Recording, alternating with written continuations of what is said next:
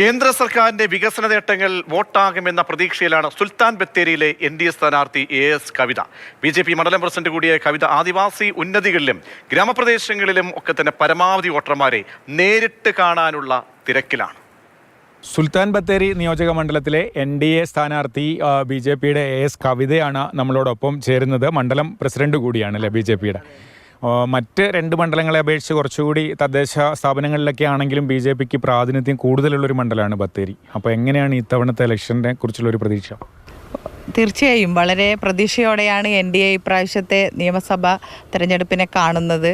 നമുക്കറിയാം, കഴിഞ്ഞ 10 വർഷത്തെ നരേന്ദ്രമോദി സർക്കാരിൻ്റെയും ഇവിടത്തേക്ക് നമ്മുടെ സംസ്ഥാന സർക്കാരിൻ്റെ വികസനവും എടുത്തു നോക്കിയാൽ അറിയാം, NDA വികസന കാഴ്ചപ്പാടോടുകൂടിയാണ് ഈ പ്രാവശ്യത്തെ ഇലക്ഷനെ നേരിടുന്നതെന്ന്. എത്രത്തോളം ഈ ബത്തേരിയിലെ വിഷയങ്ങൾ, ഇപ്പോൾ വന്യമൃഗ പ്രശ്നങ്ങളൊക്കെ ആയിട്ട് ബന്ധപ്പെട്ട് ഏറ്റവും രൂക്ഷമായ സമരങ്ങളൊക്കെ നടന്നൊരു മേഖലയാണ് ബത്തേരി. അപ്പോൾ ബത്തേരിയിലെ ആളുകളോട് എന്താണ് പറയുന്നത് പ്രചരണത്തിൻ്റെ ഭാഗമായി? അതെ, നമുക്ക് അറിയാം, വന്യമൃഗശല്യത്തിനെതിരെ ഒരു ശാശ്വത പരിഹാരം ഇത്രയും ഈ 3 ടേമിലെ നമ്മുടെ MLAക്കും കഴിഞ്ഞിട്ടില്ല. ഇതിനൊരു ശാശ്വത പരിഹാരം അങ്ങനെ പ്രതീക്ഷയിലാണ് എല്ലാ സ്ഥാനാർത്ഥികളും ഉള്ളത്. കമൽ തത്സമയം ചേരുന്നുണ്ട്. കമൽ, മാനന്തവാടി, സുൽത്താൻ ബത്തേരി, കൽപ്പറ്റ ഈ മണ്ഡലങ്ങളിലെ വോട്ടർമാരുടെ ഉള്ള ഇന്നത്തെ സ്ഥാനാർത്ഥികളുടെ പ്രചാരണ രീതി എങ്ങനെയായിരുന്നു? സൂക്ഷ്മ പരിശോധനയൊക്കെ ക്ലിയർ ആയോ? മറ്റെന്തെങ്കിലും പരാതികൾ എവിടെയെങ്കിലും ഉയർന്നിട്ടുണ്ടോ കമൽ?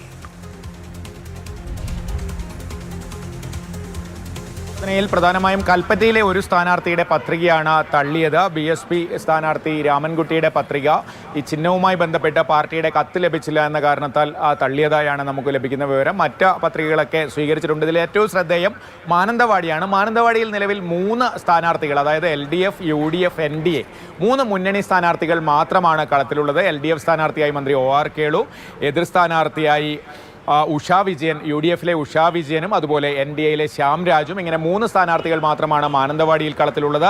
ഏറ്റവും കൂടുതൽ സ്ഥാനാർത്ഥികളുള്ളത് കൽപ്പറ്റ നിയോജക മണ്ഡലത്തിലാണ്. 10 സ്ഥാനാർത്ഥികൾ കൽപ്പറ്റയിൽ മത്സര രംഗത്തുണ്ട്.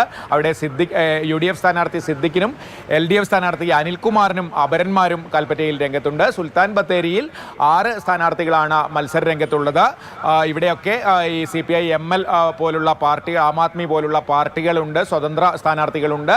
മാനന്തവാടിയിലെ കാര്യം മാത്രമാണ് എടുത്തു പറയേണ്ടത്. അവിടെ 3 പ്രധാന മുന്നണികളുടെ സ്ഥാനാർത്ഥികൾ മാത്രമാണ് സൂക്ഷ്മ പരിശോധന കഴിയുമ്പോൾ മത്സര രംഗത്തുള്ളത്. പ്രജീഷ്. ശ്രീ കമലാണ് വിവരങ്ങൾ നൽകിയത്. എല്ലാ സ്ഥാനാർത്ഥികളും ഹാപ്പിയാണ്, പ്രതീക്ഷയിലാണ്.